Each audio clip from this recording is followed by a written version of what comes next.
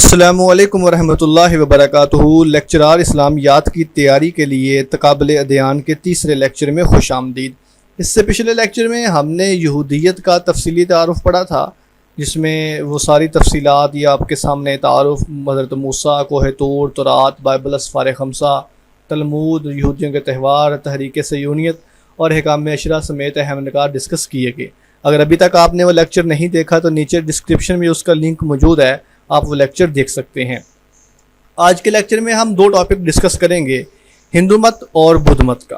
ہندو مت کی out line یہ والی ہوگی، تعارف ہے، ویدک دور، برہمن دور، تری مورتی، اصلاحی دور، مذہبی علم، ان کے وید کیا کہتے ہیں، بھگوت گیتا کسے کہتے ہیں، مہابھارت کیا ہے، نجات کی راہیں کتنی ہیں، عرفان کی منزلیں اور طبقاتی نظام کیا ہے، ہندوؤں کے مشہور فلسفے کون کون سے ہیں، تری مورتی کیا ہے، اصلاحی تحریکیں کسے کہتے ہیں، کون کون سی ہیں، اور ہندوؤں کے اہم نکات کون سے ہیں۔ اس کے بعد آج ہم دوسرا ٹاپک پڑھیں گے بدھ مت کا، جس میں ان کا تعارف ہوگا، نروان کسے کہتے ہیں، اشوک اعظم کون تھا، اسٹوپا کیا ہے، بھکشو کیا ہیں، بدھ مت کے فرقے کتنے ہیں، مذہبی ادب کیسا ہے اور اہم نکات کتنے ہیں۔ یہ سارے کے سارے آج کے لیکچر کے ہمارے آؤٹ لائنز ہوں گی۔ شروع کرتے ہیں جی تعارف سے ہندو مت کے۔ ہندو کا لغوی معنی ڈاکو، غلام، چور اور سیاہ رنگ کے ہیں۔ اچھا، یہ آپ نے، میں نے کوئی یہ نفرتاً یا حقارتاً نہیں لکھا، بلکہ اگر آپ آج بھی گوگل پہ سرچ کریں ہندو کا لغوی معنی تو یہ آپ کو یہی معنی ملیں گے۔ ہندو مذہب کہا جاتا ہے کہ یہ 150 سال قبل مسیح، یعنی حضرت عیسیٰ علیہ السلام کی پیدائش سے بھی 1500 سال پرانا مذہب ہے، اور ہندو جو ہے یہ دنیا کے قدیم ترین مذاہب میں سے ایک ہے۔ ہندو مت ایک آریائی مذہب ہے، یہ آپ نے یاد رکھنا ہے۔ مذہب کی آپ کو پتہ ہے 3 اقسام ہیں، کچھ لوگ 4 کہتے ہیں، سامی، غیر سامی، آریائی، منگولی، تو یہ آریائی مذہب ہے۔ ہندو مذہب کے 4 ادوار ہیں، یعنی کہ یہ جو مذہب ہے جو اس وقت ہمارے پاس پہنچا ہے، یہ 4 سٹیپ سے گزر کر، 4 مراحل سے گزر کر، 4 دور سے گزر کر آیا ہے۔ سب سے پہلا دور ہے ویدک دور۔ یہ ہندو مذہب کا بالکل ابتدائی زمانہ جو ہے یہ وہ ویدک دور کہلاتا ہے۔ اس کا عرصہ کہا جاتا ہے کہ 1500 سے لے کر 1000 قبل مسیح تک ہے۔ یہ بالکل ابتدائی دور تھا۔ اس دور میں برہمن کی بالادستی نہیں تھی، معاشرتی اونچ نیچ نہیں تھی، اور دیوتاؤں کی اقسام بھی نہیں تھی، اور ہر شخص کے پاس اپنا ذاتی دیوتا ہوتا تھا۔ مطلب یہ بالکل سمپل، سادہ، اور بغیر کسی آپ کہہ لیں کہ معاملات کے، بغیر کسی کلرنگ کے، سمپل ایک سادہ مذہب تھا۔ لیکن یہ کافی پرانی بات ہے، حضرت عیسیٰ کی پیدائش سے بھی 1500 سال پہلے۔ دوسرا دور ان کا برہمن دور ہے۔ یہ 800 سے لے کر 500 قبل مسیح تک پھیلا ہوا ہے، اور اس دور میں برہمن کی بالادستی قائم ہوئی۔ برہمن کون ہے یہ آگے انشاءاللہ ہم پڑھیں گے۔ طبقاتی نظام میں برہمن، کھشتری، شودر، ویش، تو یہ معاشرتی گروہ بندی عمل میں آئی جو میں نے ابھی آپ کو بتائی۔ اس دور میں مکتی یعنی نجات کے لیے دنیا سے کنارہ کشی کا تصور پیش کیا گیا۔ یہ مکتی کا جو لفظ ہے یہ ہندی لفظ ہے، جس کو نجات بھی کہتے ہیں۔ آپ اس کے لیے روحانیت کا لفظ استعمال کر سکتے ہیں، اگر بدھسٹ میں جائے تو نروان کا لفظ استعمال کر سکتے ہیں، یعنی کہ دنیا سے بچنا ہے، دنیا سے نجات حاصل کرنی ہے تو اس کے لیے کیا ہے، دنیا کو ہی چھوڑ دو۔ یہ بڑا آپ کہہ لیں کہ مشہور ٹاپک ہے دنیا کا، جس میں یہ کہا جاتا ہے کہ مکتی کے لیے، نجات کے لیے، میڈیٹیشن کریں، یوگا کریں، پہاڑوں میں نکل جائیں، جنگلوں میں چلے جائیں، شادی نہیں کرنی، بیوی بچے نہیں ہونے، صرف خدا کی عبادت کرنی ہے، توجہ کرنی ہے، فوکس کرنا ہے، ایم کیا ہے، مقصد کیا ہے، اس پہ غور و فکر کرنی ہے، تو یہ مکتی ہے۔ تو یہ برہمن دور میں یہ تصور پیش کیا گیا۔ نروان کا نظریہ بھی اسی دور کی پیداوار ہے۔ نروان کی تفصیلات آگے بدھسٹ میں ہم پڑھیں گے، کیونکہ نروان جو ہے یہ اسپیشلی بدھسٹ کے ساتھ ریلیٹ کرتا ہے۔ تو برہمن دور 800 سے 500 قبل مسیح، اور اس میں مکتی کا تصور پیش کیا گیا۔ تیسرا دور تری مورتی کا دور ہے۔ یہ جدید ہندو مذہب کا بنیادی نظریہ ہے، تری مورتی، اور تری مورتی سے مراد 3 خدا ہیں، 3 سے نکلا ہے، یعنی برہما، وشنو اور شیو۔ پہلے بہت زیادہ خدا تھے، تو بعد میں تری مورتی عہد میں ہندوؤں نے کہا کہ سارے خدا تو نہیں پوجے جائیں گے، تو اس لیے اس طرح کرتے ہیں کہ تینوں کی ٹرائنگل بنا کر ایک خدا بنا لیتے ہیں۔ یعنی کہ جس طرح آپ سمجھیں عیسائیت کا عقیدہ ہے ٹرینٹی کا، اکانیم ثلاثہ کا یا تثلیث کا عقیدہ ہے، جس کی قرآن پاک میں نفی کی گئی ہے، آئی تھنک سورۃ الانعام میں ہے۔ یا سورۃ ال عمران میں بھی کنفرم نہیں ہے مجھے، ثالث ثلاثہ جب انہوں نے کہا کہ اللہ تین میں سے ایک ہے، تو وہی عقیدہ جو ہے وہ ہندوؤں کا تریمورتی کا عقیدہ ہے، یعنی کہ تین خداؤں کا مل کر ایک چیز بنائی جاتی ہے، برہما، وشنو اور شیو۔ ان کی تفصیلات بھی آگے تریمورتی کے عقیدے میں ہم تفصیل سے پڑھیں گے۔ یہ تیسرا دور تھا۔ چوتھا اور آخری دور ہے اصلاحی دور۔ جب ہندو مذہب کا یہ دور 7ویں صدی عیسوی سے شروع ہوتا ہے اور اس وقت یعنی کہ 2024 تک اس وقت شروع ہو جب بر صغیر پر مسلمانوں کا اثر و رسوخ قائم ہونے لگا۔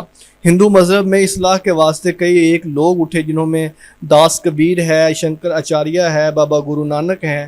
اس کے لیے برہما سماج اور آریہ سماج تحریکوں کا بھی اسی دور کے ساتھ تعلق ہے۔ اچھا، یہ جو داس کبیر ہے یہ ایک بڑی انٹرسٹنگ پرسنالٹی ہے۔ آپ اس کو یہ صوفیزم کے ٹاپک میں بھی انشاءاللہ وہاں پر آئے گا۔ شنکر آچاریہ بھی، بابا گرو نانک بھی، یہ وہ لوگ تھے جو اصلاح کے پیروکار تھے اور اصلاح کی آواز لے کر اٹھے تھے، لیکن بعد میں ایک اپنا الگ مذہب بنا لیا۔ داس کبیر کے بارے میں کہا جاتا ہے کہ یہ ہندو تھا یا مسلمان تھا، کسی کو نہیں تھا پتہ۔ یہ کہا جاتا ہے کہ اس کا جنازہ بھی پڑھایا گیا اور اس کو بعد میں جلایا بھی گیا۔ تو بہرحال یہ وہ بڑی عجیب طرح کی پرسنالٹیز ہیں، شخصیات ہیں جنہوں نے اپنے وقت کی اصلاح کے لیے بہت زیادہ کوششیں کی، لیکن چونکہ اس وقت کے لوگوں میں نے ان کو ہاتھوں ہاتھ لیا، ان کی تعلیمات کو قبول کیا، اس لیے یہ لوگ آج بھی تاریخ کے صفحات میں زندہ ہیں۔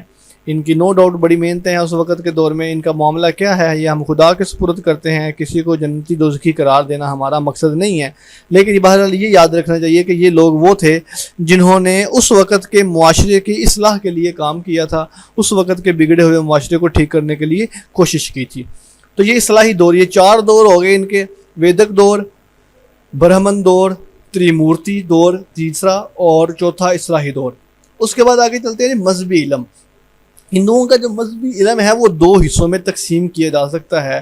مذہبی علم 2 حصوں کا ہے، ایک ہے سرتی یعنی کہ مسموع یعنی سنا ہوا علم، اور دوسرا سمرتی ہے یعنی زبانی روایات کا علم۔ یعنی کہ ایک وہ چیز ہے سرتی جسے کہتے ہیں، مسموع یعنی سنا ہوا علم، وہ دیکھیں ذرا، ایسا علم جو ہندو رشیوں کی زبانوں پر خود بخود جاری ہو گیا۔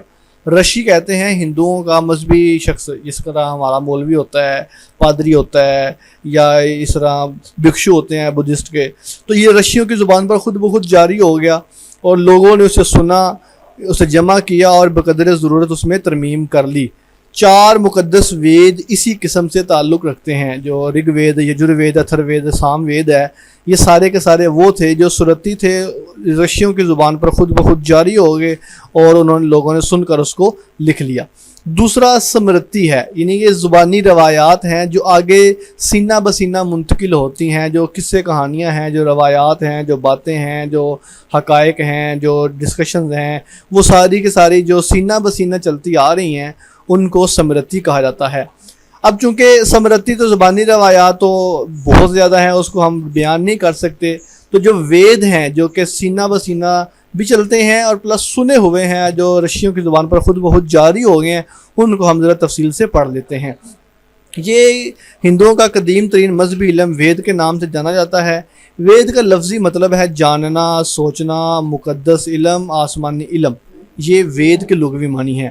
جس پر وید نازل ہوتا ہے اس کو رشی کہتے ہیں، جیسا کہ اوپر بھی بتایا گیا۔ وید کا زمانہ تالیف جو ہے، یہ زمانہ نزول نہیں ہے، زمانہ تالیف ہے۔ یہ تقریباً 1800 قبل مسیح سے لے کر 1000 قبل مسیح کے درمیان کا علاقہ ہے۔ ویدوں کا جو وطن تھا وہ شمالی ہندوستان تھا، اور جبکہ آریہ سماج کے نزدیک وید کا جو وطن ہے وہ تبت ہے۔ یہ تبت بڑی مشہور جگہ ہے، آج کل انڈیا میں ہے، اور آئی تھنک چائنا میں ہے۔ یہ پہاڑی علاقہ ہے اور کہا جاتا ہے کہ اس جگہ پر وید نازل ہوئے۔ آج کل جو بدھسٹ کا ایک دلائی لاما ہے وہ بھی تبت کے پہاڑی علاقوں میں رہتا ہے۔ ہندوؤں کے ہاں 4 وید مشہور ہیں، یہ والا سوال آیا بھی ہوا ہے، بڑا امپورٹنٹ ہے۔ رگ وید، یجر وید، سام وید اور اتھر وید۔ رگ وید کیا ہے؟ یہ سب سے قدیم رگ وید ہے، یہ بھی MC کو آیا ہوا ہے۔ یہ سب سے قدیم وید کون سا ہے؟ رگ وید۔ اس میں 10 کتب ہیں، ہر کتاب میں 1000 اشلوک اور نظمیں ہیں۔ اشلوک بھی نظم کی ایک ٹائپ ہوتی ہے، رزمیہ نظم ہوتی ہے۔ یہ ایک کتاب نمبر 2 سے کتاب نمبر 7 تک فیملی بکس کہلاتی ہیں، اور اس میں دیوی دیوتاؤں کی تعریف کی گئی ہے. ہندوؤں کے تمام مقدس کتب تقریباً منظوم اشعار میں ہیں، یعنی کہ وہ پوئٹری ٹائپ ہی ہیں. اس طرح جیسے کہ اشلوک اور نظمیں بھی ہیں، ویسے ہی یہ پوئٹری ٹائپ ہی ہے. رگ وید سب سے پرانا ہے. اچھا، آپ نے صرف نام یاد کرنے ہیں اور ان کی اگر کوئی انٹرسٹنگ چیز ہوئی تو باقی کتابیں کتنی ہیں، اشلوک کتنے ہیں، نظمیں کتنی ہیں، فیملی بکس کیا ہے، یہ ذرا تفصیلات میں آ جاتی ہے، گہری باتیں آ جاتی ہیں. وہ آپ کہہ لیں کہ اگر آپ تھیسس کر رہے ہیں یا تقابل دھیان کو ڈیٹیل پڑھنا ہے تو پھر تو آپ کے لیے فائدہ مند ہوں گی. اس کے بعد یجروید ہے. یہ نظم اور نثر دونوں حصوں پر مشتمل ہے. یجروید کا اکثر حصہ رگ وید ہی سے ماخوذ ہے، یعنی کہ رگ وید کا حصہ یجروید میں ہے. مذہبی رسومات کا تذکرہ ہے، رگ وید کو پڑھنے کے آداب ہیں، منتر دعائیں وغیرہ شامل ہیں. یجروید یعنی کہ آپ کہہ لیں کہ رگ وید ہی کا چربا معلوم ہوتی ہے. چربا مطلب اسی کی کاپی ہے، اسی کی چیزوں کو آگے ڈسکس کیا گیا ہے. سام وید ہے. سام وید یہ منظوم کلام ہے اور یہ سارے کا سارا منظوم ہے. اس کو مترنم وید بھی کہتے ہیں. یہ والی انٹرسٹنگ چیز ہے، امپورٹنٹ چیز ہے. مترنم وید کون سا ہے؟ سام وید ہے. اس میں 1500 اشعار ہیں، خوشی کے موقع پر پڑھے جانے والے گیت ہیں، نظمیں ہیں. یہ بھی رگ وید ہی سے ماخوذ ہے. اتھر وید ہے. اس میں 6000 جادو منتر ٹونے ٹوٹکے مشتمل ہے. تو یہ امپورٹنٹ چیز ہے. اب یہاں پہ اب دیکھیں، رگ وید جو ہے یہ قدیم وید ہے، اس میں سب کچھ موجود ہے اور اس کے علاوہ اس میں منظوم اشعار ہیں. یجروید میں نظم اور نثر دونوں ہیں. اس کے بعد جو سام وید ہے یہ مترنم وید ہے، اور اتھر وید جو ہے اس میں جادو منتر ٹونے ٹوٹکے ہیں. اس میں نظم اور نثر دونوں ہیں. وحدت الوجود کی تعلیم ہے. یہ دیکھیں کتنی امپورٹنٹ چیز آئی ہے یہاں پہ کہ وحدت الوجود کی جو تعلیم کس وید میں دی گئی ہے، وہ اتھر وید میں دی گئی ہے. اب یہ ایک الگ چیز ہے کہ ہر وید 3 اجزاء پر مشتمل ہوتا ہے. ہر وید جو ہے اس میں 3 پورشن ہوتے ہیں. منتر بھاگ دعائیں ہوتی ہیں، برہمن بھاگ جس میں منتروں کی شرح اور تفصیلات ہوتی ہیں، ارنک بھاگ جو آخری عمر میں جنگل میں پڑھا جاتا ہے. یہ ساری انٹرسٹنگ پوائنٹ ہے، چیزیں ہیں. وید کے بعد ہندوؤں کا دوسرا جو مذہبی ادب ہے وہ اپنشد ہے. اپ کے معنی نزدیک ہے اور نی کا ہمتن معنی ہے ہمتن گوش ہونا، اور شدھ کے معنی بیٹھ جانا. اپنشد کا لفظی مطلب ہوا کسی کے سامنے ہمتن گوش ہو کر بیٹھنا. اصطلاحی معنی میں اسرار اور راز و نیاز کی باتیں ہیں. اپنشد کا دوسرا نام ویدانت بھی ہے، یعنی کہ اپنشد کو ویدانت بھی کہا جاتا ہے. اوکے جی، یہ اصلاً سنسکرت زبان میں لکھے گئے تھے جو اپنشد ہیں. اپنشد 30 تھے ابتدائی دور پر. زیادہ اپنشد جو مشہور ہیں وہ 13 ہیں. ٹوٹل 30 ہیں لیکن جو مشہور ہیں وہ 13 ہیں. 6 نثر میں ہیں اور جو 7 ہیں وہ حصہ نظم میں ہیں. سب سے زیادہ مشہور جو اپنشد ہے وہ چندوگیا اپنشد ہے. یہ ہندوؤں کی فقہی کتاب کہلاتی ہے. اپنشد کو ویدوں کا تتمہ یا خلاصہ کہا جاتا ہے، یعنی کہ جو اوپر وید ہیں ان میں ایسی باتیں ڈسکس کی گئی ہیں جو بعض دفعہ عام لوگوں کے سمجھ میں نہیں آتی. تو اپنشد میں کیا کیا گیا ہے، وہی وید کو سمرائز کر کے کلوز کر کے ان کو خلاصہ نکال کر اپنشد میں ذکر کیا گیا ہے. اپنشد کو ہندوؤں کا علم الکلام کہنا زیادہ مناسب ہے. اپنشد کا بنیادی فلسفہ وحدت الوجود ہے، اور اس کے جو اکثر مصنفین ہیں، یعنی کہ اپنشد لکھے کس نے ہیں، یہ کھشتری خاندان کے لوگوں نے لکھے ہیں، اور ان کا زمانہ تالیف جو ہے وہ 800 سے 500 قبل مسیح تک بتایا جاتا ہے. تو یہ ہندوؤں کا جو مذہبی علم ہے یہ ایک وید ہو گیا، ایک اپنشد ہو گیا. ایک ان کا مذہبی علم ہے بھگوت گیتا. یہ بھگوت گیتا جو ہے یہ سنسکرت زبان میں لکھی گئی ہے. بھگوت گیتا کے معنی مقدس نغمہ اور الہامی کلام کے ہیں. یہ بھگوت گیتا کا لغوی معنی ہے. اسے انجیل کرشن بھی کہا جاتا ہے، کرشن کی انجیل کہا جاتا ہے. بھگوت گیتا کیا ہے؟ بھگوت گیتا اصل میں مہا بھارت کا ایک حصہ ہے. اب مہا بھارت پہلے ذرا مہا بھارت پڑھ لیں، پھر آپ کو ذرا یہ اوپر سمجھ آئے گی. پہلے مہا بھارت دیکھ لیتے ہیں جی. مہا بھارت جو ہے یہ ہندوؤں میں کافی امپورٹنٹ ہے، اہم مقام حاصل ہے. کہا جاتا ہے کہ دیوتاؤں کے سامنے 4 ویدوں کو ایک پلڑے میں اور مہا بھارت کو دوسرے پلڑے میں رکھا گیا، اور فیصلہ ہوا کہ مہا بھارت کا پلڑا بھاری ہے، یعنی کہ مہا بھارت اتنی امپورٹنٹ چیز ہے. ہندوؤں کا نظریہ ہے کہ جو اس کتاب کا ایک حصہ بھی پڑھ لے گا اس کے تمام گناہ دھل جاتے ہیں. یہ بھی کہا جاتا ہے کہ یہ کتاب آسمان پر تالیف ہوئی اور اس کو انسانی ضابطہ حیات کے لیے زمین پر بھیجا گیا. یہ آپ کہہ لیں کہ مذہبی الہامی کتاب کے طور پر اس کے متعلق سمجھا جاتا ہے. اس میں ہندوستان کی تاریخ میں ہمیں ایک عظیم جنگ کا ذکر ملتا ہے جو مہا بھارت کے نام سے جانی جاتی ہے. اصل میں مہا بھارت ایک جنگ ہے. اب مہا بھارت کے واقعات کو نظم کیا گیا اور یہ دنیا کی سب سے بڑی رزمیہ نظم ہے جس میں قریباً 1,00,000 اشعار ہیں۔ اصل میں یہ مہابھارت ہے کیا؟ ایک جنگ ہے اور اس جنگ کی سٹوری ہے۔ اب اس جنگ کی جو سٹوری ہے وہ پوئٹری کی صورت میں لکھی گئی ہے اور اس میں تقریباً کم و بیش 1,00,000 کے قریب اشعار ہیں۔ اس کا خلاصہ کیا ہے؟ اب وہ یعنی کہ جنگ کیسے ہوئی، کیا ہوئی تھی، وہ ذرا سن لے۔ ہسنتا پور پر کھتری خاندان کا راجہ بھرت حاکم تھا۔ یہ سٹوری سننے پہ اس کے بعد آپ کو بات سمجھ آ جائے گی۔ یہ کھتری بادشاہ بھرت حاکم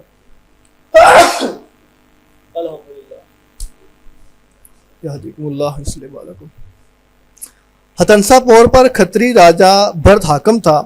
اس کی 8ویں نسل میں ایک راجہ کور ہوا، یعنی کہ اس کا راجے کا نام کیا تھا؟ کور، یعنی کہ بھرت کا حکمران اس کی 8ویں نسل میں ایک بادشاہ ہوا، اس کا نام کور تھا۔ اور آگے اس کی 6ٹھی نسل میں راجہ چتربرج پیدا ہوئے۔ اس کے 2 بیٹے تھے، دھرت راشٹر اور پنڈا، 2 اس کے بیٹے تھے۔ کس کے؟ راجہ کور کے۔ دھرت راشٹر بڑا لڑکا تھا اور سلطنت سنبھالنے کا حقدار تھا، لیکن بدقسمتی سے وہ اندھا تھا، اس لیے یہ سلطنت چھوٹے لڑکے پنڈا یا پانڈو کے حصے میں ہے، جس کو اس کو کہتے ہیں۔ اس پانڈو کے 5 بیٹے ہوئے جو پانڈوؤں کے نام سے مشہور ہوئے۔ ایک روایت کے مطابق یہ 5 دیوتاؤں کی اولاد تھے، کیونکہ راجہ پانڈو ایک بد دعا کے ڈر سے اپنی بیوی سے الگ رہتا تھا، جبکہ دھرت راشٹر کے 101 بیٹے کوروں کے نام سے مشہور ہوئے۔ انہی چچا زاد بھائیوں میں یہ جنگ ہوئی جس میں پانڈو اور کوروں کی جنگ جس کو کہا جاتا ہے۔ اب تھوڑا سا آپ کو بیک گراؤنڈ سمجھ آ چکا ہوگا، یعنی کہ یہ جو مہابھارت ہے یہ جنگ ہے، اور یہ جنگ کس کے درمیان ہے؟ پانڈو اور کوروں کے درمیان جنگ ہے۔ اس جنگ کی جو سٹوری ہے وہ مہابھارت ہے۔ اب یہ پانڈو اور کورو کیا ہے یہ میں نے آپ کو بتا دیا۔ ہتنسا پور کھتری خاندان کا راجہ بھرت، اس کا ایک بیٹا کور تھا، اور اس کے بعد اس کا ایک بیٹا پنڈ ہوا، پنڈا جس کو پانڈو کہا جاتا ہے۔ تو کورو اور پانڈوں کے بیٹوں کے درمیان یہ لڑائی ہوتی ہے، یہ مہابھارت ہے۔ اب ذرا اوپر چلتے ہیں اور ہم بھگوت گیتا کو دیکھتے ہیں۔ اچھا، یہ جو کتاب ہے بھگوت گیتا، یہ مہابھارت کا ایک حصہ ہے۔ سب سے زیادہ جو اس کی اہم کتاب ہے وہ 10ویں کتاب ہے۔ اس میں 18 ابواب اور 700 اشلوک ہیں۔ ارجن جو ہے یہ کوروں کے خاندان سے، ارجن یہ جس کو جو کہ ان کا ایک دیوتا بھی ہے، خدا بھی ہے، ارجن کوروں کے خاندان سے ہے، اور اس کے خاندان والے دولت کے لالچ میں آ کر جنگ میں کود پڑتے ہیں۔ ابھی آپ کو میں نے بتایا کہ کوروں اور پانڈوں کی بات کیا ہے۔ ارجن جو ہے کوروں اور پانڈوں کی لڑائی کے دوران اپنے خاندان والوں کے خلاف لڑائی سے ہچکچاتا ہے۔ ارجن جو ہے، اب کوروں اور پانڈوں کی لڑائی ہو رہی ہے۔ اب جو کوروں کے خاندان ہے وہ یہاں پر کہہ لیں غلط نیگیٹو ہیں، کیونکہ وہ دولت کے لالچ کی وجہ سے جنگ لڑ رہے ہیں، اور جو رائٹ پر ہیں وہ پانڈو ہیں، وہ ٹھیک ہیں۔ تو ارجن جو ہے وہ کوروں کے خاندان سے ہے، اس کو ساتھ جو ہے حق سچ کا دینا ہے، لیکن وہ ہچکچاتا ہے لڑائی سے، کیونکہ اپنے خاندان والوں کے خلاف لڑائی کیسے کر سکتا ہے۔ تو وہیں جو ہے وشنو شری کرشن کے روپ میں آتے ہیں، اور شری کرشن اور ارجن کا جو مکالمہ ہے وہی بھگوت گیتا کا موضوع ہے، اور ارجن جو ہے یہ اپنے ہی خاندان والوں سے لڑتا ہے اور فتح حاصل کرتا ہے۔ اب آپ کو بات سمجھ آ چکی ہوگی۔ ایک مین کتاب ہے وہ مہابھارت ہے، اس میں ارجن اور پانڈوں اور کوروں کی لڑائی کی تفصیلات پوری ڈیٹیل سے بیان کی گئی ہیں۔ اس کا ایک چیپٹر ہے بھگوت گیتا جس کو کہتے ہیں۔ بھگوت گیتا میں کیا ہے کہ کوروں اور پانڈوں کی لڑائی میں ایک ارجن نام کا کریکٹر ہے جو کہ ہندوؤں کے نزدیک بڑا متبرک ہے، بڑا پاورفل ہے، اور وہ ارجن جو ہے وہ کوروں کے خاندان سے ہے، اور کوروں کے خاندان لالچی بن چکے ہوئے ہیں، تو وہ لڑائی سے ہچکچاتا ہے۔ تو وشنو شری کرشن کے روپ میں آتے ہیں اور وہ ارجن کو حوصلہ دیتے ہیں کہ حق کی لڑائی سچ کا ساتھ دینا چاہیے، سچ کے ساتھ ہوں گے تو آپ سب کے ساتھ ہوں گے، سچ کی اب کہہ لیں کہ جیت ہوتی ہے آخر پر۔ تو وہ جو شری کرشن مہاراج کا اور ارجن کا آپس میں ڈیبیٹ ہے وہی بھگوت گیتا کا موضوع ہے۔ بہرحال یہ تھا ہمارا یہ ان کا جو مذہبی ادب تھا، یہ 4 ہیں، وید، اپنشد اور مہابھارت۔ اس کے بعد نجات کی راہیں، ہندوؤں میں نجات کی راہیں 3 ہیں۔ پہلی نمبر پہ بھکتی مارگ ہے، یعنی کہ آپ نے اپنے آپ کو پیوریفائی کرنا ہے تو کیسے کرنا ہے۔ بھکتی سنسکرت زبان کا لفظ ہے، اس کے معنی خود کو وقف کرنا، یعنی کامل وابستگی یا عقیدت ہے۔ بھکتی مارگ کا تصور بھگوت گیتا سے نکلا ہوا ہے، یہ سب سے مقبول طریقہ ہے، یعنی کہ توحید آشنا ہونا ہے، اور اس کا بانی جو ہے وہ مہاراج کرشن راج ہے۔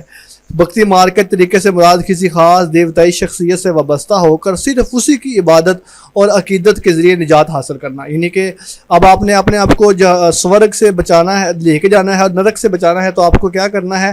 آپ کو عبادت کرنی ہے اور مخلص ہو کر عبادت کرنی ہے. یہ بھکتی مارگ ہے. دوسرا کرم مارگ ہے. کرم مارگ وہ عمل یا طریقہ ہے کہ جس میں نجات کی طلب ہوتی ہے. یہ قدیم طریقہ ہے. اس میں ذات کی قربانی دے کر اپنی نجات کا سامان پیدا کیا جاتا ہے اور دیوتاؤں کے نام پر قربانیاں دی جاتی ہیں. کرم بھکتی مارگ میں عبادت کی جاتی ہے، کرم مارگ میں قربانی دی جاتی ہے. اپنی ذات کی قربانی، اپنے گھر بیوی بچوں کی قربانی، دیوتاؤں کو نام پر قربانیاں دی جاتی ہیں. تیسرا جنان مارگ ہے. جنان مارگ کا اصل ماخذ جو ہے یہ اپنشد ہے. یہ متکلمانہ اور فقہی انداز طریقہ نجات ہے. اس کو راہ عمل بھی کہا جاتا ہے. اس سے مراد یہ ہے کہ انسان علم و حکمت کی وادی میں کھو جائے، یعنی کہ علم حاصل کرے، علم کے سمندر میں گم ہو جائے، اور اس طرح علم حاصل کر کے اپنے آپ کی نجات کو ممکن بنائے. تو یہ 3 طریقے ہیں. بھکتی مارگ ہے، عبادت کر کے اپنے آپ کو نجات دلانی ہے، مطلب نجات کسی دنیا سے اور جنت میں جانے کے طریقے. دوسرا پھر پہلے نمبر پہ عبادت کر کے، دوسرے نمبر پہ قربانی کر کے، تیسرے نمبر پہ علم حاصل کر کے نجات حاصل کی جاتی ہے. اس کے بعد عرفان کی منزلیں ہیں. عرفان حاصل کرنے کے لیے 4 درجے یا 4 منزلیں ہیں. ہر منزل کو آشرم کہتے ہیں، اور ہر آشرم جو ہے یہ 25 سالوں پر محیط ہوتا ہے، اور انسان کی جو ایوریج عمر لگائی گئی ہے وہ 2500 سال لگائی گئی ہے. پہلا اس کا جو طریقہ ہے وہ بھرمچاریہ ہے، دوسرا جو ہے گرہستھ آشرم ہے، تیسرا جو ہے یہ سادھو آشرم ہے، اور چوتھا جو ہے یہ سنیاس آشرم ہے. بھرمچاریہ تجرد کی زندگی ہے، یعنی کہ پہلے 25 سال کوئی آپ کہہ لیں کہ بالکل خالی رہنا ہے بیوی بچوں کے بغیر. دوسرا گرہستھ آشرم ہے، خانہ داری کے منازل ہے. تیسرا سادھو آشرم ہے، یہ عبادت کا زمانہ ہے، تارک الدنیا ہو جانا، اللہ کی عبادت کرنی ہے.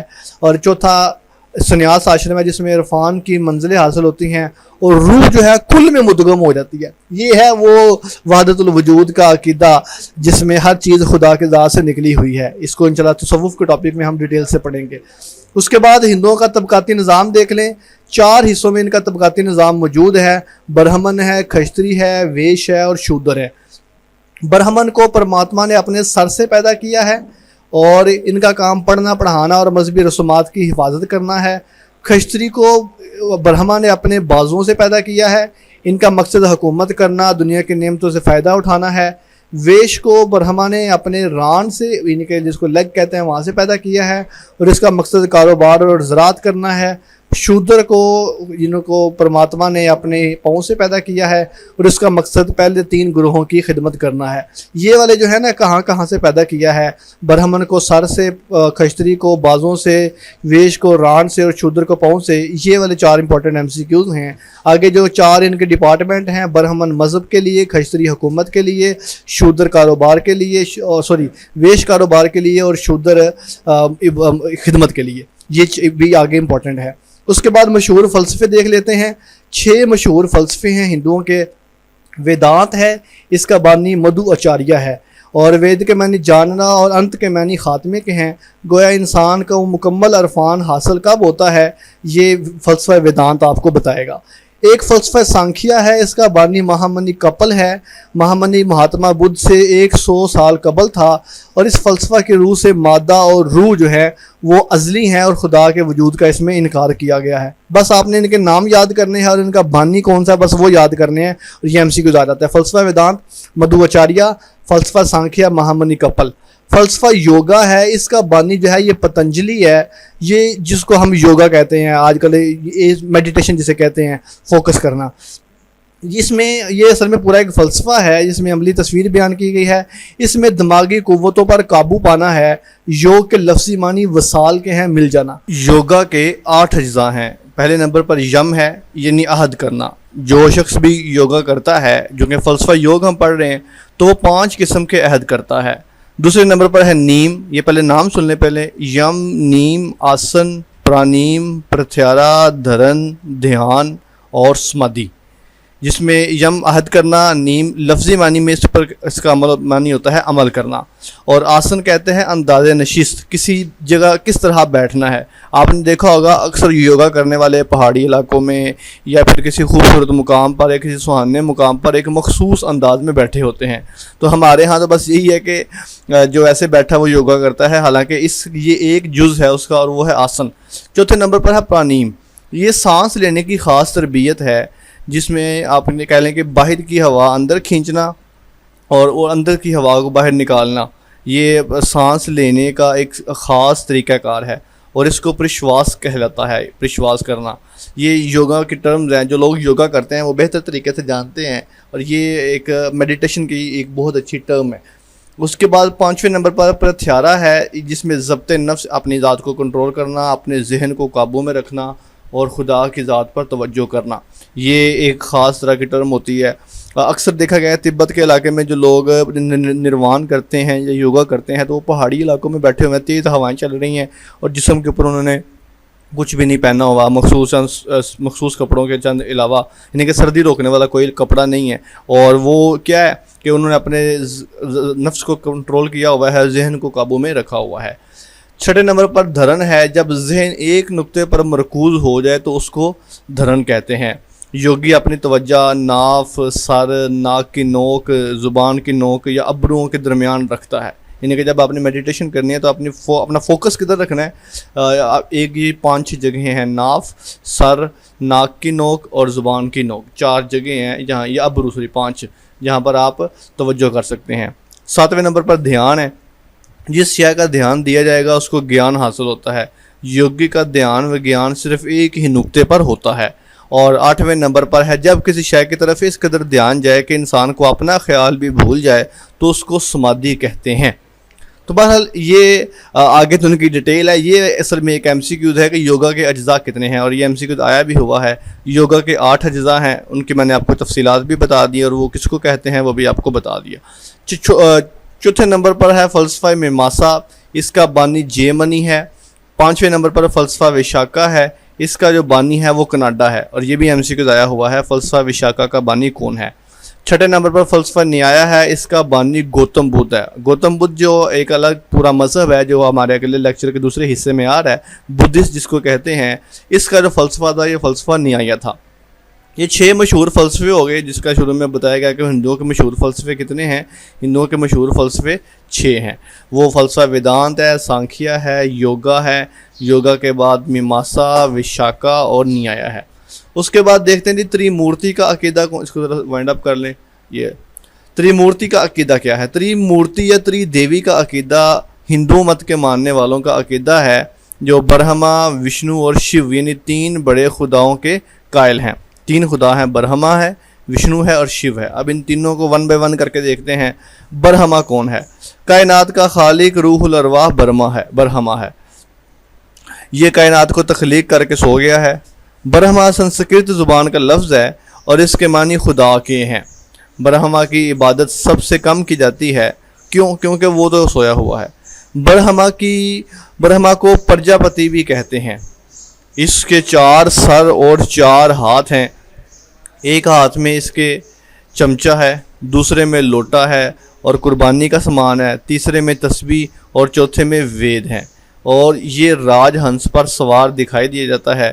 اس کی رہائش کا جو ہے وہ میرو پہاڑ ہے۔ یہ میرو پہاڑ ہندوؤں کے ہاں بڑا متبرک ہے، کیونکہ وہاں پر برہما کی رہائش ہے، اور اس کی بیوی کا نام سرسوتی ہے، جو دانش اور فنون لطیفہ کی دیوی سمجھی جاتی ہے۔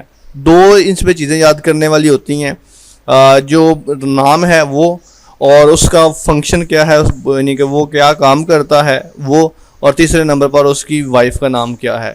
تو یہ برہما کی بیوی کا نام سرسوتی ہے، یہ روح الارواح ہے، کائنات کو تخلیق کر کے سو گیا ہے، اور اس کی رہائش میرو پہاڑ پر ہے، راج ہنس پر بیٹھا ہوتا ہے، 4 ہاتھ ہیں اور 4 سر ہیں، اور یہ جو ہے اس کی عبادت سب سے کم کی جاتی ہے۔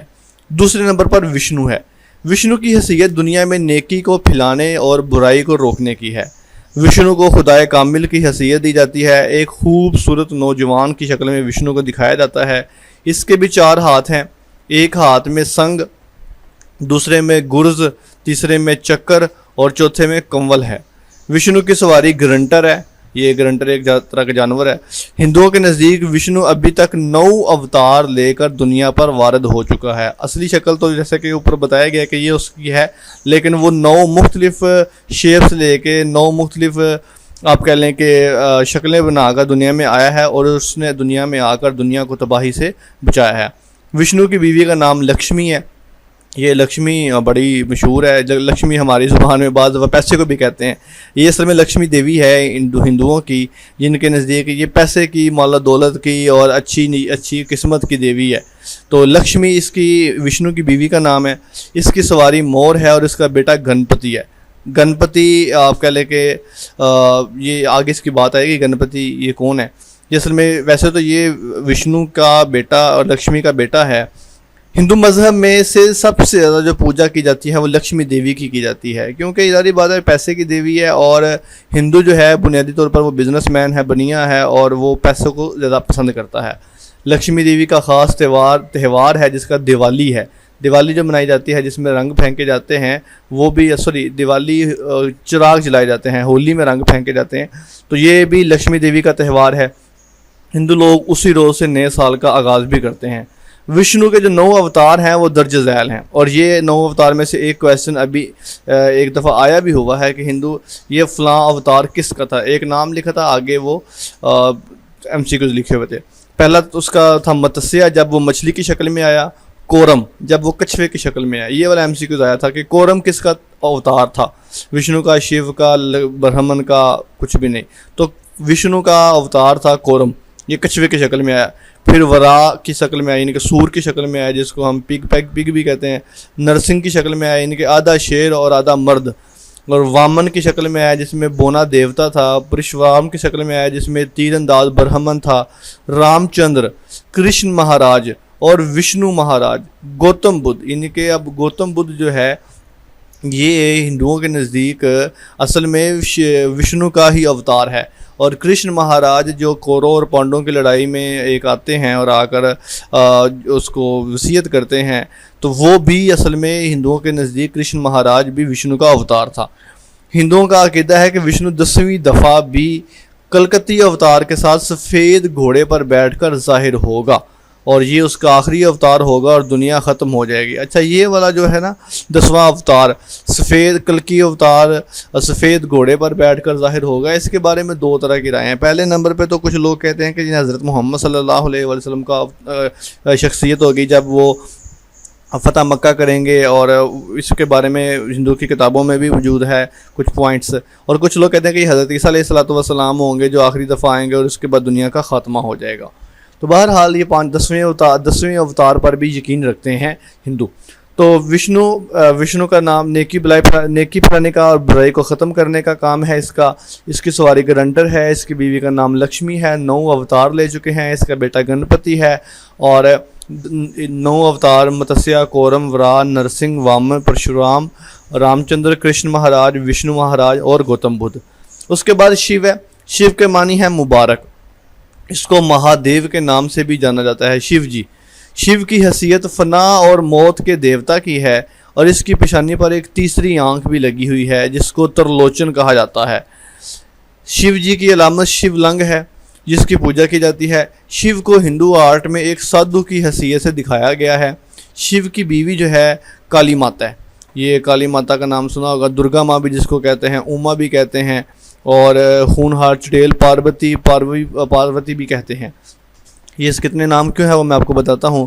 جب یہ نسوانی حسن سے آراستہ ہو، یعنی کہ عورت کی شکل میں ہو یہ دیوی، تو اس کو اوما کہتے ہیں، اور ہونہار چڑیل کی مانند ہو تو اس کو درگا کہتے ہیں، اور جب یہ ہمالیہ کی شہزادی کے طور پر پیش کی جائے تو اس کو پاروتی یا پاربتی کہا جاتا ہے۔ تو یہ اصل میں شیو کی ایک ہی بیوی ہے جس کو کالی ماتا یا کالی ماں، درگا ماں، اوما، پاربتی کہا جاتا ہے۔ تو یہ موت اور فنا کی حیثیت سے ہے، اور یہ دنیا میں کام بگاڑنے اور بنانے کے حوالے سے ہے۔ تو یہ 3 ان کے بڑے خدا ہیں، جس میں برہما ہے، وشنو ہے اور شیو ہے۔ شیو کا نام مہادیو ہے، اس کا معنی مبارک ہے، اس کی تیسری آنکھ کو ترلوچن کہتے ہیں، اس کی بیوی کا نام کالی ماتا، اوما، درگا ماں، پاربتی یا پاروتی ہے۔ چلتے ہیں جی نیکسٹ ٹاپک کی طرف، اور وہ ہے ہمارا تریمورتی کا عقیدہ بھی ہو گیا، اور اوپر یہ سارے طبقاتی نظام بھی ڈسکس کر لیے ہم نے۔ اصلاحی تحریک، ہندوؤں میں اصلاح کی تحریکیں کون کون سی ہیں؟ پہلے نمبر پر تو برہمو تحریک ہے، اس کے بانی رام موہن رائے ہیں، اور یہ ان کی جو دو تحریکیں ہیں برہمو سماج اور آریہ سماج، ان کے MCQs بھی آ جاتے ہیں۔ برہمو سماج بانی کا عام طور پر زیادہ نام پوچھتا ہے، باقی آگے تفصیلات نہیں پوچھتا۔ تو برہمو تحریک کا جو بانی ہے وہ رام موہن رائے ہے۔ یہ بنگال میں پیدا ہوئے، بنگالی، سنسکرت، عربی، فارسی اور انگریزی کے ماہر تھے۔ 1830 میں انہوں نے برہمو سماج کی بنیاد ڈالی۔ یہ بھی MCQs ہے، کس بانی کون تھا اور کب بنیاد رکھے گی، بس یہی دو ہوتے ہیں امپورٹنٹ، باقی آگے تفصیلات میں وہ نہیں جاتا۔ برہمن تحریک کے بانی رام موہن رائے ہیں اور 1830 میں اس کی بنیاد رکھی۔ انہوں نے مورتی پوجا کی مخالفت کی اور خدا کی وحدانیت کی تعلیم دی۔ ستی یہ ایک رسم ہوتی ہے جس میں اگر فرض کرے کسی عورت کا اگر خاوند فوت ہو گیا ہے تو اس کو اس خاوند کی لاش کے ساتھ ہی ستی کر دیا جاتا تھا، یعنی کہ فوت ہونے کے بعد عورت کے پاس دو آپشن ہوتے تھے، یا تو ساری زندگی بیوہ ہو کر بیٹھی رہے اور کسی کے ساتھ شادی نہ کرے، یا پھر وہ کیا کرے، وہ اپنے زندہ ہوتے ہوئے اپنے خاوند کے ساتھ قبر میں کود جائے۔ تو اس رسم کو ستی کہتے ہیں۔ تو برہمو تحریک کے بانی رام موہن رائے نے اس رسم کو آفیشلی طور پر ختم کرنے میں بڑا اہم کردار ادا کیا۔ اگرچہ یہ رسم آفیشلی طور پر انگریزوں نے ختم کی، لیکن اس وقت تک چونکہ انگریز بر صغیر پر کسی حد تک قبضہ کر چکے ہوئے تھے، انہوں نے ذاتی طور پر ختم کرنے کی کوشش کی۔ بعد میں جب 1857 میں انگریزوں نے فل کنٹرول سنبھالا تو انہوں نے پھر اس کو گورنمنٹ کی سطح پر بین کر دیا اور اس پر پابندی لگا دی، یعنی کہ کوئی عورت بھی اپنے خاوند کی وفات کے بعد اپنے آپ کو اس کی چتا کے ساتھ نہیں جلائے گی۔ برہمو تحریک کے بانی رام موہن رائے 1831 میں انگلستان گئے اور وہاں برسٹل کے مقام پر فوت ہوئے۔ دوسری تحریک ہے ان کی آریہ سماج تحریک۔ آگے شدی اور سنگٹن بھی ہیں، لیکن یہ ہم اصلاحی تحریکیں پڑھ رہے ہیں جنہوں نے ہندو مت کو ٹھیک کرنے کی کوشش کی۔ یہ آریہ سماج تحریک کے بانی جو تھے یہ DNN سرسوتی ہیں اور یہ 12 فروری 1824 کو پیدا ہوئے۔ 30 اکتوبر 1883 کو انہوں نے وفات پائی۔ وہ ویدی روایات کے علم اور سنسکرت زبان کے ماہر تھے۔ وہ پہلے شخص تھے جنہوں نے کہا کہ ہندوستان ہندوستانیوں کے لیے ہے۔ وہ لڑکپن سے سنیاسی اور اسکالر تھے۔ ان کا عقیدہ تھا کہ وید جو ہیں یہ خطاؤں سے پاک ہیں، وید الہامی ہیں، وید خدا کی طرف سے آسمانوں کے اوپر سے نازل کیے گئے ہیں، اس لیے ویدوں میں کوئی بھی غلطی نہیں ہو سکتی۔ اس کے بعد یہ دو بانی ہو گئے، اس میں آریہ سماج کے بانی DNN سرسوتی ہیں اور برہمو تحریک کے بانی رام موہن رائے ہیں۔ لاسٹ پہ ہندو مت کے اہم نکات پڑھ کے پھر ہم اپنا دوسرا ٹاپک جو ہے بدھسٹ کا اس کو ہم شروع کرتے ہیں انشاءاللہ العزیز۔ ہندو مت کے اہم نکات دیکھ لیجیے۔ ہندوؤں کے ہاں سب سے جو افضل قربانی ہے وہ گھوڑے کی قربانی ہے۔ غیر آریائی لوگوں کے لیے تعلیم کے مراکز مخصوص تھے جو تیرتھ کہلاتے تھے۔ آپ کو پتہ ہے کہ جو ہندو ہیں یہ آریائی ہیں، اور جو ان کے دوسرے علاوہ تھے غیر آریائی، ان کے لیے جو مقام تھے ان کو تیرتھ کہتے ہیں۔ پہلیوں کے ذریعے تعلیم دینا وید میں مذکور ہے، اور برہما سنسکرت زبان کا لفظ ہے، اس کا معنی اگر عربک میں کریں یا فارسی میں کریں تو یہ اللہ بنتا ہے۔ یہ برہما جس کو ہم اوپر پڑھ رہے ہیں کہ یہ ایک خدا ہے جو کائنات پیدا کر کے سو گیا ہوا ہے، اور میرو پہاڑ جو ہے وہ اس کی جگہ ہے۔ ہندوؤں کے ہاں 4 گاف مشہور ہیں۔ سکھوں کے ہاں 4 کاف تھے اور ہندوؤں کے ہاں 4 گاف ہیں: گنگا، گیتا، گوتری اور گو ماتا۔ آپ کو پتہ ہے کہ ہندو جو ہے گائے کو ماں کا درجہ دیتے ہیں۔ گو ماتا، گوتری یعنی گانا، منتر پڑھنا، بھجن پڑھنا، گیتا یہ کتاب ہے ان کی گیتا، اور گنگا یہ وہ نہر دریا ہے جس میں اشنان کرنے کے لیے گنگا میں اشنان کرتے ہیں، یعنی کہ اپنے گناہوں کو دھوتے ہیں۔ گیتا وہ پڑھنے کے لیے، گوتری ان کا منتر ہے، اور گو ماتا ان کی عبادت کے لیے ہے۔ کرشن مہاراج متھرا میں پیدا ہوئے۔ کرشن کا معنی سیاہ ہوتا ہے۔ کرشن ایک شرارتی بچہ ہے جو مکھن چراتا اور گوپیوں کے ساتھ کھیلتا ہے۔ یہ وشنو کا اوتار ہے۔ یہ ہم اوپر پڑھے ہیں کہ وشنو کے اوتار میں کرشن مہاراج تھا، اور یہ وہی ہے جس نے کوروں اور پانڈوں کی جنگ میں، جو کہ مہابھارت کا موضوع ہے، اس میں وصیت کی تھی ارجن کو۔ کرشن اور ارجن کا مکالمہ بھگوت گیتا، مہابھارت نہیں بھگوت گیتا، مہابھارت فل اصل کتاب ہے، اس کا ایک ٹاپک ہے، اس کا ایک باب ہے بھگوت گیتا۔ تو یہ بھگوت گیتا کے نام سے کرشن اور ارجن کا مکالمہ جو ہے وہ بڑا مشہور ہے۔ تو لے جی، یہ تھا ہمارا ہندو مت کا ایک تفصیلی لیکچر، جس میں آئی ہوپ کہ میں نے اپنی طرف سے سارے پوائنٹ ڈسکس کر دیے ہیں۔ اس میں اگر کوئی بھی ٹاپک آپ کو لگ رہا ہے کہ یہ مجھے سمجھ نہیں آیا تو آپ اس کو لازمی کمنٹ سیکشن میں بتائیے گا۔ انشاءاللہ ہماری کوشش ہوگی کہ یہ ٹاپک جو ہے ایٹ لیسٹ تقابل دھیان کے ٹاپک ود ڈیٹیل آپ کے ساتھ ڈسکس کیے جائیں، تاکہ آپ کو کسی بھی طرح کا اس میں پریشانی کا سامنا نہ کرنا پڑے۔ اوکے جی، ایک دفعہ اس کو سمرائز کر لیتے ہیں، پھر اس کے بعد چلتے ہیں ہمارے بدھسٹ کی ٹاپک کی طرف۔ لیں جی، ہمارا جو ٹاپک تھا وہ تھا تعارف۔ ہم نے ہندو مت کا تعارف پڑھا، اس کے بعد ہم نے دیکھا ان کے ویدک دور ہیں اور برہمن دور ہے، اور اس کے بعد تری مورتی کا دور ہے، اس کے بعد اصلاحی دور، ان کا مذہبی علم ہم نے پڑھا۔ مذہبی علم میں ہم نے وید کو پڑھا، ہم نے اپنشد کو پڑھا، بھگوت گیتا، مہا بھارت کو پڑھا۔ ہم نے دیکھا کہ نجات کی راہیں کتنی ہیں، 3 راہیں ہیں۔ عرفان کی منزلیں کتنی ہیں، 4 منزلیں ہیں۔ طبقاتی نظام کتنا ہے، 4 حصوں میں تقسیم ہے۔ مشہور فلسفے کتنے ہیں، 6 فلسفے ہیں۔ تری مورتی میں برہما، وشنو اور شیو ہیں۔ اصلاحی طریقے برہم و سماج اور آریہ سماج ہیں، اور لاسٹ پر ہم نے اہم نکات دیکھے۔ دوسرے لیکچر کے حصے کو شروع کرتے ہیں بدھ مت کو۔ بدھ مت کا سب سے پہلے تعارف دیکھیں۔ بدھ سنسکرت زبان کا لفظ ہے، اور اس کا معنی ہے دانا، عقل مند، عارف یعنی کہ جاننے والا، یا نیند سے بیدار شخص۔ بدھ مت جو تھا، بدھ مت کا جو بانی تھا، اس کا اصل نام سدھارتھ تھا، اور یہ موسٹ امپورٹنٹ MCQs ہے، اور یہ ہر دفعہ تقریباً آتا ہے۔ بدھ مت کے بانی کا نام کیا ہے؟ یہ 563 قبل مسیح میں پیدا ہوا۔ اس کے باپ کا نام شدودن اور ماں کا نام مایا دیوی تھا۔ باپ جو تھا یہ ریاست کپل وستو کا راجا تھا۔ اچھا، یہاں پر نا میں آپ کو ایک چھوٹا سا انٹرسٹنگ پوائنٹ بتاؤں۔ یہ تقابل دھیان کا ایک پروفیسر ماہر تھے، اب میرے ذہن میں ان کا نام بھی نہیں ہے۔ انہوں نے بتایا کہ قرآن پاک میں جو لفظ آتا ہے نا، ذوالکفل کا نام آتا ہے، کہ ذوالکفل ایک نبی گزرے ہیں۔ کچھ لوگ کہتے ہیں کہ جو بدھسٹ تھا وہ اصل میں ذوالکفل تھا، یعنی کہ ذوالکفل اس کا قرآن پاک میں نام بیان کیا ہے، لیکن ہندو لٹریچر میں کہہ لیں اس کا جو نام ہے وہ بدھ مت ہے، اور جو بدھ تھا یہ ایک نبی تھا۔ یہ ایک رائے ہے، اس کے اوپر کوئی تفصیل نہیں۔ ظاہر بات ہے اللہ تعالیٰ فرماتے ہیں کہ ہم نے ہر قوم کے لیے کوئی نہ کوئی رسول بھیجا ہے ان کی اصلاح کے لیے، تو اس میں پاسبل ہے۔ اچھا، وہ دلیل کیا دیتے ہیں؟ وہ ان کے نزدیک یہ ہے کہ دیکھیں، وہ جو ریاست تھی اس کا نام تھا کپل وستو، تو کپل وستو، کپل اس کے والد کا نام تھا، تو زو کا مطلب ہوتا ہے بیٹا، بیٹے کو کہتے ہیں، صحاب الفرائض، ذو الفرائض، زو بیٹے کو کہتے ہیں۔ تو ذوالکفل یعنی کہ کپل کو کفل کر دیا ہے قرآن پاک نے، یا کفل کو کپل کر دیا ہے ہندی میں آ کر، تو یہ ذوالکفل تھا، کپل کا بیٹا تھا۔ تو جو کپل کا بیٹا تھا وہ کیا تھا؟ سدھارتھ تھا۔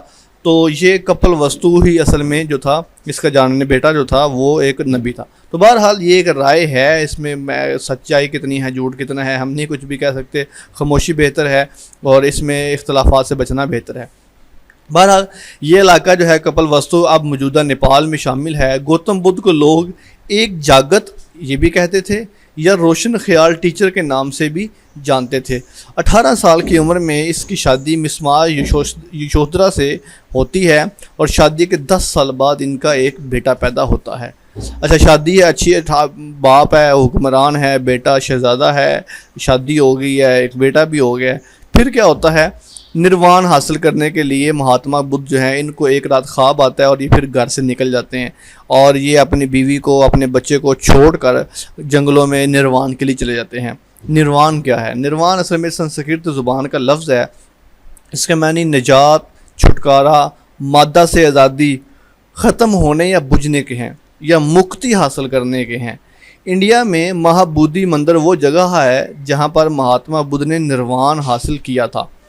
یہ ہندوستان کے صوبہ بہار کے شہر بہار، یہ وہ جگہ ہے جہاں پر نروان حاصل ہوا تھا۔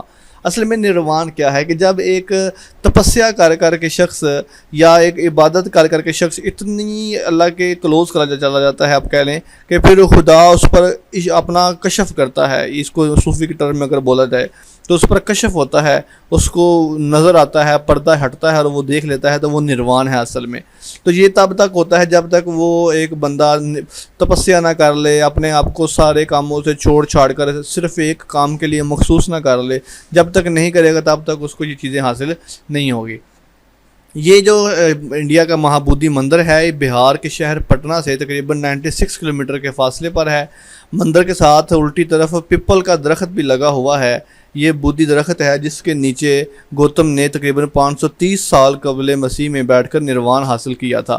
مہاتما بدھ نے تقریباً اس جگہ پر 7 ہفتے گزارے اور مراقبے میں مستغرق رہے۔ تو یہ نروان ہے۔ اس کے بعد دیکھتے ہیں جی اشوکا کیا ہے، آگے یہ ساری ٹرمز بھی ہم نے پڑھنی ہے انشاءاللہ العزیز۔ اشوک اعظم مہابودھی مندر کو گوتم بدھ کے نروان لینے کے 250 سال بعد اشوک اعظم نے بنوایا۔ مہاراجا اشوک کو بدھ ثانی بھی کہا جاتا ہے۔ کیوں کہا جاتا ہے؟ اصل میں دیکھیں اشوک کیا ہے۔ اشوک اصل میں چندر گپت موریہ کا پوتا تھا۔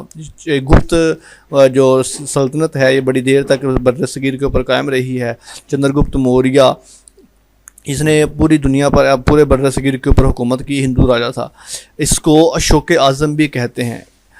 کس کو؟ یہ مہاراجا اشوک کو بات کر رہا ہوں، چندر گپت موریہ کی بات نہیں کر رہا۔ چندر گپت موریہ کے بعد اس کا پوتا تھا۔ کلنگ کی جنگ ہوتی ہے، ایک جگہ کا نام ہے، اس میں لاکھوں لوگ قتل ہوتے دیکھ کر اشوک نے جنگ سے توبہ کر لی اور اس نے کہا کہ یہ تو بڑا خطرناک ہے کہ ایسے دنیا ختم ہو جائے گی، اتنے زیادہ لوگ قتل ہوئے ہیں۔ تو اس نے کیا کیا؟ اس نے اپنے آپ کو ہندو مت سے بدھ مت مذہب میں شفٹ کر لیا۔ اس نے بدھ کو ملک کا سرکاری مذہب قرار دیا۔ اس نے اپنا نام پریادرشی یعنی حبیب خدا رکھ لیا۔ اس کا ایک بیٹا اور بیٹی بھی بھکشو اور بھکشنی بنے۔ اس نے 242 قبل مسیح میں بدھ مت کے 1000 بزرگوں اور عالموں کی تیسری بڑی مجلس بلائی۔ اس نے بدھ مت کی تبلیغ کے لیے بھکشوؤں کو ہمالیہ سے لے کر نیپال تک پورے بر صغیر کے علاقے میں پھیلا دیا۔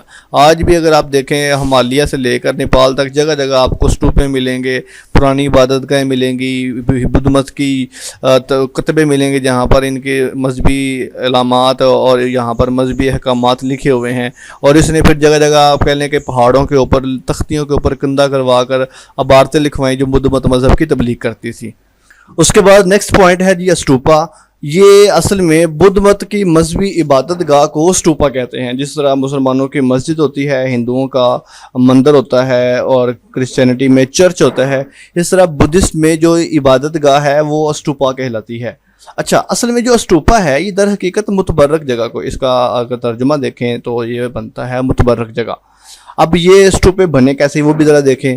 گوتم بدھ کی وہ مرنے کے بعد جو اس کی لاش تھی اس کی خاک کو، اس کی مٹی کو، یا آپ کہہ لیں کہ اس کی ارتھی کو 8 مختلف مقامات پر دفن کر دیا گیا۔ تو وہ جو تمام جگہ تھی جہاں پر وہ 8 مین پوائنٹس جہاں جہاں پر اس کی جسم کی راکھ، اس کی ارتھی کو دفن کیا گیا، وہ تمام جگہیں بعد میں اسٹوپا کہلائیں۔ اچھا، بنیادی طور پر پہلے تو یہ 8 اسٹوپے تھے کہہ لیں، اور وہ 8 متبرک مقامات تھے، اور یہاں پر باقاعدہ لوگ طواف کرنے بھی آتے ہیں۔ بعد میں کیا ہوا؟ بعد میں آہستہ آہستہ جو مذہبی رہنما، مذہبی لیڈر، جو بڑا آدمی متبرک جہاں جہاں پر فوت ہوتا اس کو وہیں پہ دفن کر دیتے، اور وہیں پہ دفن کرنے کے بعد اس کے ساتھ اس کی ایک اسٹوپا بنا دیتے تاکہ لوگوں کو عبادت کرنے میں آسانی ہو۔ تو پہلے مین 8 تھے، پھر آہستہ آہستہ بعد میں بہت زیادہ اسٹوپے ہو گئے۔ اور وہ جگہ اصل میں کون سی تھی؟ جہاں پر کوئی مذہبی عالم فوت ہوتا تو اس کو وہاں پہ دفن کر دیتے۔ پاکستان میں اگر اسلام آباد سے لاہور کے درمیان سفر کریں تو روات سے 6 کلومیٹر کے آگے پر جی ٹی روڈ سے مشرقی جانب ایک گاؤں ہے توپ مانگکیلا، یہاں پر بھی ایک اسٹوپے واقع ہے اور اس کو مانگکیلا اسٹوپا کہا جاتا ہے۔ اچھا، یہ اسٹوپا ہے۔ ایک اور چیز بڑی امپورٹنٹ ہے اور وہ بھکشو ہیں، ذرا دیکھتے ہیں بھکشو کون ہیں۔ بدھ مت مذہب کے پیروکاروں کو بھکشو کہتے ہیں۔ یہ زرد رنگ کا لباس پہنتے ہیں۔ دنیا دار، اب جو بھکشو ہیں 2 طرح کے لوگ ہوتے ہیں۔ مذہبی لوگ جو ہوتے ہیں، یعنی کہ آپ اس طرح سمجھ لیں بدھ مت مذہب کے لوگ 2 حصوں میں ہوتے ہیں، یا بھکشو ہوتے ہیں یا اپاسک ہوتے ہیں۔ تو جو صرف مذہب کی عبادت کرتے ہیں، مذہب میں کام کرتے ہیں، وہ بھکشو ہیں، اور جو دنیا کے کام کرتے ہیں، دنیا دار کو اپاسک کہا جاتا ہے۔ اور بھکشو جس جگہ عبادت کرتے ہیں اس جگہ کو سنگھ کہتے ہیں۔ اچھا، اب دیکھیں عام طور یہ امپورٹنٹ MCQ ہے، بعض دفعہ انٹرسٹنگ بھی ہے۔ اب سنگھ تو دیکھنے میں سکھوں کا نام لگ رہا ہے، اور بندہ کہتا ہے کہ اسٹوپا تو ہو گیا ان کا مذہبی عبادت گاہ، تو پھر سنگھ کیا ہے؟ اصل میں اب دیکھیں، جیسا کہ آپ کو بتایا کہ اسٹوپا عبادت گاہ کو نہیں کہتے، یہ آپ کہہ لیں کہ اسٹوپا وہ جگہ تھی جہاں پر وہ دفن کیا جاتا تھا، مزار کہہ لیں ان کا، اور آہستہ آہستہ اسٹوپے بنتے گئے تو پھر عبادت بھی اس کے ساتھ جگہ بنا دی گئی۔ یعنی کہ یہ ایسے ہی ہے جس طرح اکثر آپ دیکھتے ہیں کہ ہمارے ہاں مسجد ہوتی ہے یا اور دربار ہوتا ہے، اور دربار کے ساتھ ایک مسجد بھی ہوتی ہے، دربار اور مسجد کا احاطہ ایک ہی جگہ پر ہوتا ہے، ایک طرف مسجد ہوتی ہے ایک طرف دربار ہوتا ہے، جس طرح کہ آپ کہہ لیں لاہور کا داتا دربار ہے، یا جس طرح کہ بہاؤالدین زکریا ملتانی کا مزار اور پاک پتن شریف بڑے مشہور دربار ہیں۔ تو ایسی جگہوں پر اگر آپ جائیں تو آپ کو مسجد بھی ساتھ میں ملتی ہے اور ساتھ میں آپ کو مزار بھی ملتا ہے۔ تو جس جگہ پر بھکشو عبادت کرتا ہے، جہاں پر بیٹھ کر تپسیا کرتا ہے، اس جگہ کو سنگھ کہتے ہیں، اور جس جگہ پر وہ اسٹوپا بنا ہوا ہے وہ اصل میں اس کے دفن ہونے کا مقدس مقام ہے۔ تو بہرحال آئی ہوپ کہ یہ سنگھ اور اسٹوپے کا فرق آپ کو سمجھ آ چکا ہوگا۔ اچھا، اگر ایم سی کیو آ جاتا ہے بدھ مت کی عبادت گاہ کو کیا کہتے ہیں، اور نیچے دونوں آپشن لکھے ہوں اسٹوپا اور سنگھ، تو آپ نے اسٹوپے پہ کلک کرنا ہے۔ اسٹوپا جو ہے وہ زیادہ امپورٹنٹ اور زیادہ سوٹیبل ہے۔ اگر سنگھ کا آپشن ہو اور اسٹوپے کا آپشن نہ ہو تو پھر آپ سنگھ کے آپشن کو کلک کریں گے۔ بدھ مت کے فرقے دیکھ لیتے ہیں۔ بدھ مت کے دو فرقے ہیں، ہنایان اور مہایان۔ مہایان نام سے لفظ ظاہر ہے، مہا مطلب بڑا، مہابھارت لفظ بولا جاتا ہے، مہان لفظ بولا جاتا ہے، اس کا مطلب ہے بڑا چکر یا بڑا پہیا۔ اس کو مشرقی بدھ مت بھی کہتے ہیں۔ یہ ایک ایسا طریقہ ہے جس کے ذریعے بہت زیادہ لوگ اکٹھے نروان حاصل کر سکتے ہیں۔ مہایان وسیع طور سے مکمل مشرقی ایشیا میں رائج ہے۔ دنیا کی تقریباً 70% جو بدھ مت آبادی ہے وہ مہایان بدھسٹ کو ماننے والی ہے، اور تقریباً یہ 150 کروڑ یعنی کہ 150 کروڑ ایسے ہیں جو مہایان فرقے کے ماننے والے ہیں۔ دوسرا ہنایان ہے، اس کا مطلب ہے چھوٹا چکر، اور اس کو مغربی بدھ مت بھی کہتے ہیں۔ ایسا طریقہ ہے جس میں کم لوگ نروان حاصل کرتے ہیں، اور یہ جو ہنایان ہے یہ اصل میں 18 بدھ مکاتب فکر کو اکٹھا کر کے ایک فرقہ بنا دیا گیا ہے۔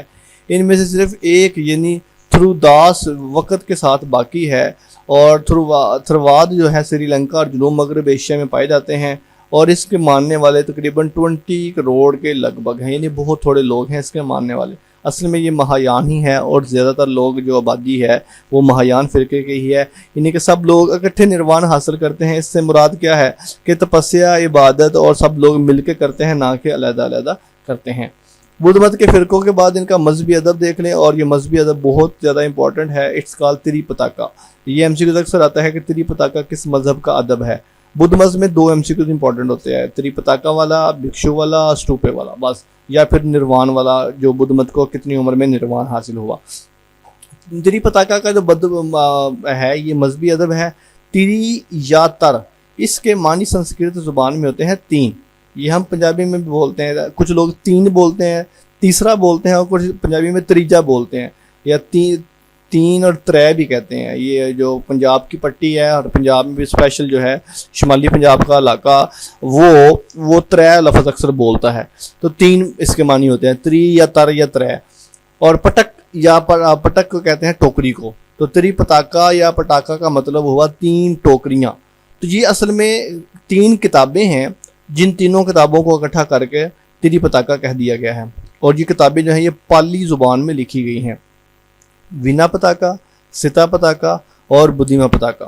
وینا پتاکا لکھی ہے اوپالی نے، ستا پتاکا لکھی ہے آنند نے، اور بدھیما پتاکا لکھی ہے کسیاپا نے۔ یہ مشکل نام ہے، آپ بس یہ نام یاد رکھ لیں کہ پالی زبان میں لکھی گئی ہیں۔ تری پتاکا بدھسٹ کا مذہب ہے، وینا پتاکا، ستا پتاکا اور بدھیما پتاکا۔ ایک اور چیز بھی ہے، تری رتن۔ تری رتن جو ہے یہ سنسکرت زبان کا لفظ ہے، اور بدھ مت میں 3 چیزوں کے مجموعے کا نام تری رتنا ہے۔ تری مورتی علیحدہ ہے، تری دیوی علیحدہ ہے، اور تری رتنا علیحدہ ہے۔ تری کا مطلب 3 ہی ہے، لیکن تری مورتی کا مطلب 3 مورتیاں، تری دیوی کا مطلب 3 دیویاں، اور تری رتنا کا مراد 3 رتن۔ اور 3 رتن کیا ہیں؟ پہلے نمبر پہ بدھ ہے، دوسرے نمبر پہ دھرم ہے، اور تیسرے نمبر پہ سنگ ہے۔ یعنی کہ ایک بدھ ہونا ضروری ہے، مذہب، دھرم ہونا ضروری ہے، اور سنگ یعنی کہ عبادت گاہ ہونا ضروری ہے۔ بدھ بنتے وقت یہی تری رتن کے الفاظ کہے جاتے ہیں، بدم شرم گھماچی، دمم شرنم گھماچی، سنگم شرنم گھماچی۔ یہ میں بدھ کی پناہ میں آتا ہوں، میں دھرم کی پناہ میں آتا ہوں، میں جماعت کی پناہ میں آتا ہوں۔ یہ جو سنگ لفظ گزرا ہے یہ جماعت کو کہتے ہیں، اس جگہ کو کہتے ہیں جہاں پر بیٹھ کر عبادت کی جاتی ہے۔ تو یہ 3 امپورٹنٹ چیزیں ہیں، 3 ٹرائی اینگل، 3 چیزیں ہیں جس کے ساتھ یہ مذہب میں آنے والا بندہ اپنے آپ کو اس میں قبول کرواتا ہے۔ اوکے جی، اب لاسٹ پہ آخری پوائنٹ جو کہ ہمارا بڑا انٹرسٹنگ ہوتا ہے، اور وہ ہے اہم نکات۔ دنیا کا چوتھا بڑا جو مذہب ہے وہ بدھ مت ہے۔ پہلے نمبر پر جو ہے وہ سب سے بڑا مذہب عیسائیت ہے، دوسرے نمبر پہ اسلام ہے، تیسرے نمبر پہ ہندو مت ہے، اور چوتھے نمبر پر بدھ مت ہے۔ دنیا کی کل آبادی کا 23 to 25% جو ہے وہ بدھسٹ مذہب سے تعلق رکھتا ہے۔ اوکے جی، دنیا میں تقریباً 500 ملین افراد ہیں جو بدھا کے پیروکار ہیں، اور یہ دنیا کی آبادی کا 10% بنتے ہیں جو صرف بدھا کے پیروکار ہیں۔ چین جو ہے یہ بدھ مت کی پیروکاری کا سب سے بڑا ملک ہے۔ زیادہ تر چینی جو ہے وہ بدھ مت کے مہایان فرقے کے پیروکار ہیں۔ اور لاسٹ پوائنٹ ہے کہ دنیا کی 65% سے زائد آبادی چین میں رہتی ہے، اور یہ بدھ مت آبادی ہے، یعنی کہ دنیا میں اگر 100 بدھسٹ ہیں تو 100 میں سے 65 بدھسٹ جو ہیں وہ چائنا میں رہتے ہیں۔ تو یہ تھا ہمارے لیکچر کا دوسرا حصہ، جس میں ہم نے بدھ مذہب کو تفصیل کے ساتھ دیکھا، ہم نے ان کا تعارف پڑھا، نروان حاصل کرنا کیا ہوتا ہے وہ دیکھا، اشوک اعظم جس کو چندر گپت موریہ کا بیٹا تھا جسے اشوک اعظم یا بدھ ثانی کہا جاتا ہے، اس کے بارے میں مختصر سا جانا، اسٹوپا کیا ہوتا ہے وہ دیکھا، بھکشو کسے کہتے ہیں اس کو ہم نے پڑھا، بدھ مت کے فرقے کتنے ہیں، بدھ مت کے مذہبی ادب کو کیا کہتے ہیں، اور لاسٹ پر ہم نے اہم نکات دیکھا۔ انشاءاللہ ملاقات ہوتی ہے آپ سے ایک نئے لیکچر میں، جس میں ہم نے جین مت، کنفیوشیس، سکھ مت، زرتشت، یہ 4 اور 5ویں نمبر پہ قادیانیت کے مذہب کو ہم نے تفصیل کے ساتھ پڑھنا ہے۔ انشاءاللہ العزیز ملتے ہیں آپ سے ایک نئے لیکچر میں، ابھی تک کے لیے اتنا ہی ہے۔ آپ کی سماعتوں کا بہت شکریہ۔ اللہ حافظ و ناصر۔